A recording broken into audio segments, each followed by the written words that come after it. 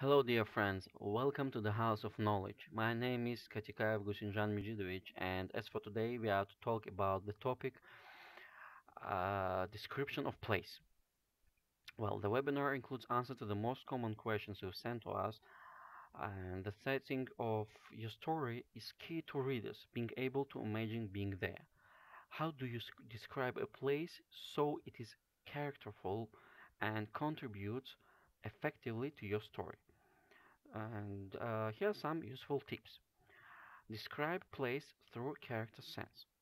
We feel connected to a place in a story when we see it through character sense.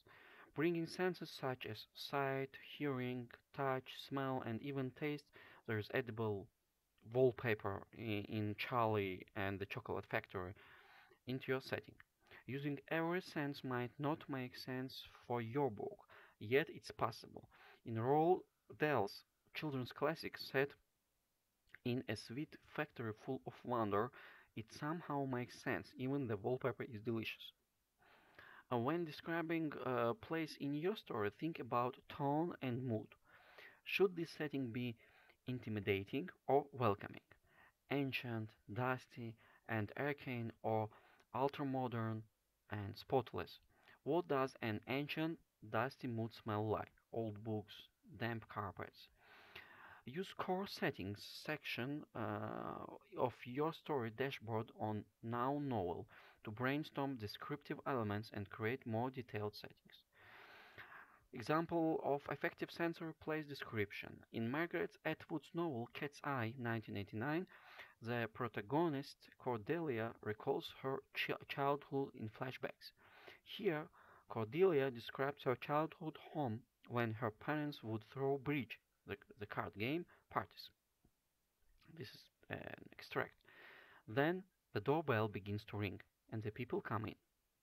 The house fills with the alien scent of cigarettes, which will still be there in the morning, along with a few uneaten candies and salted nuts, and with bursts of laughter that get louder as time passes. I lie in my bed, listening to the burst of laughter. I feel isolated, left out. Also, I don't understand why this activity, these noises and smells, is called bridge. It's not like a bridge. Well, Atwood uses sound and smell to paint an idea of the strangeness of being a child in adult's world. She uses the young Cordelia's senses to create plays, and this puts us in the scene as we experience young Cordelia's surrounding through her perspective. Include time period in description. Time is an important aspect of setting. This is particularly so in historical fiction. Details from the types of buildings and shops that line the main road of a city to individual details of people's clothing and speech contribute to a sense of when the story happens. A story set in 1950s Chicago will naturally have very different buildings, cars, and people than one set in the late 2000s, for example. How do you describe a place so the reader can sense the time period? Show technology. What are the ordinary tools people have at their disposal? See, for example, the period-specific radio in the image below. Show culture. How do people live? Uh, are there are there rigid gender roles between the sexes? What do the majority believe? Convey these social patterns and habits in the way people speak and things they say. Include current interests, challenges, or obstacles. In the time period of your story, what are the hot topics of the day?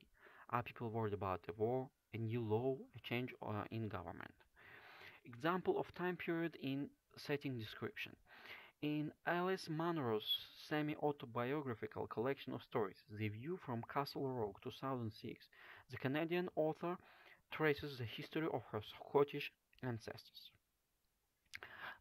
Here, she recalls the simple ways of village life in the 1700s, describing the life of her ancestor William Laidlaw. This is an extract.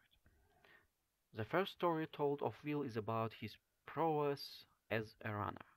His earliest job in the Ettrick Valley was as a shepherd to a Mr. Anderson, and this Mr. Anderson had noted how Will ran straight down on a sheep and not round about when he wanted to catch it.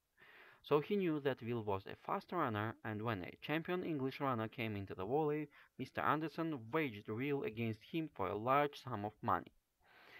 The details here, as you can see, convey a sense of rural life in 18th century Scotland.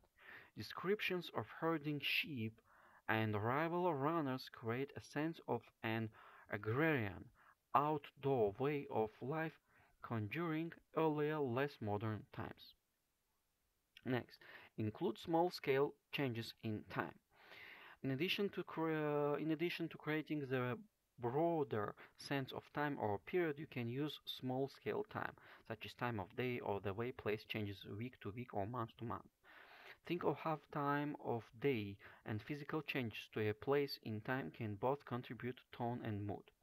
For example, if a city is bombed over a week's period in a story, what does it look like at the start versus at the end? As an exercise, describe a sleek, modern city in a few sentences. Then describe the same elements of the city after a week of civil warfare. What has changed and what mood these changes create.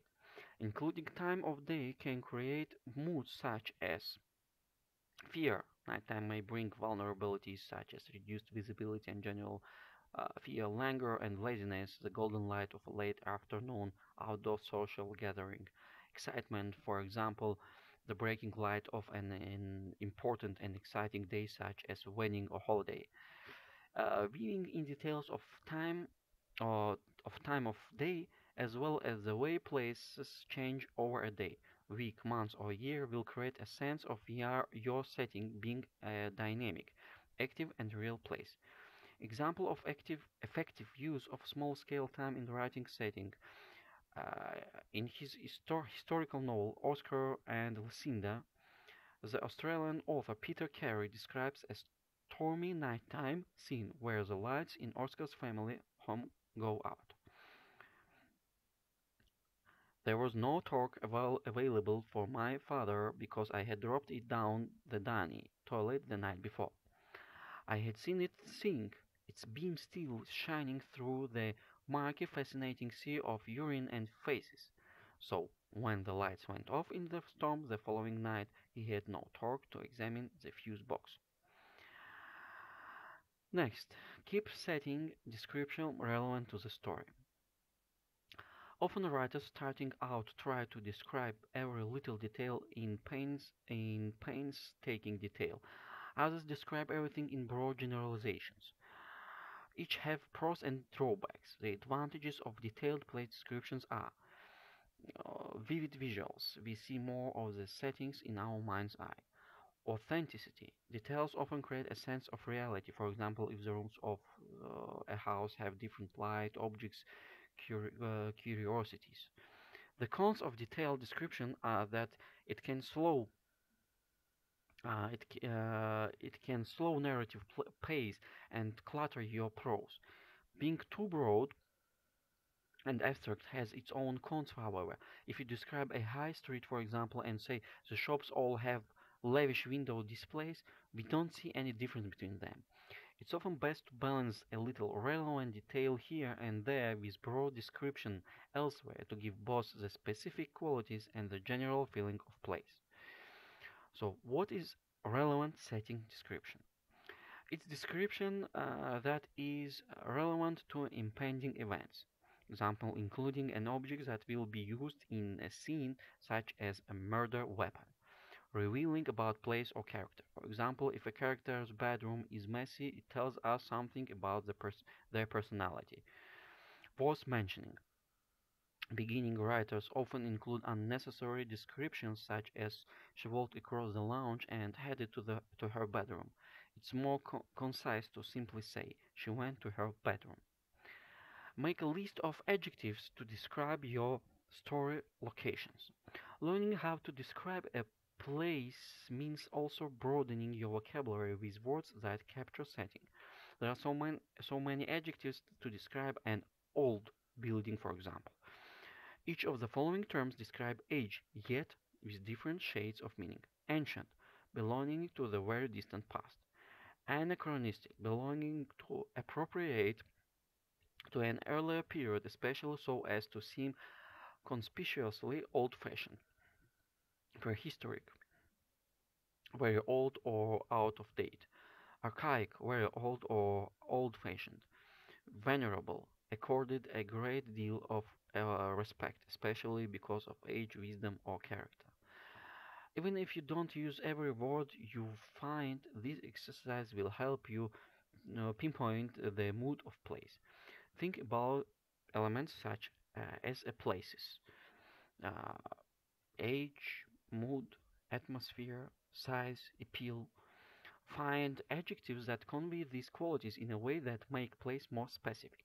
Venerable, for example, suggests respect that comes with age as described above. Decrepit, by contrast, suggests falling apart and ugly with age. Well, my friends, I'm sure you can now easily write an interesting descriptions following all the rules that I advised you in our webinar, so you can write an interesting description of any place. The webinar is over for today. Goodbye.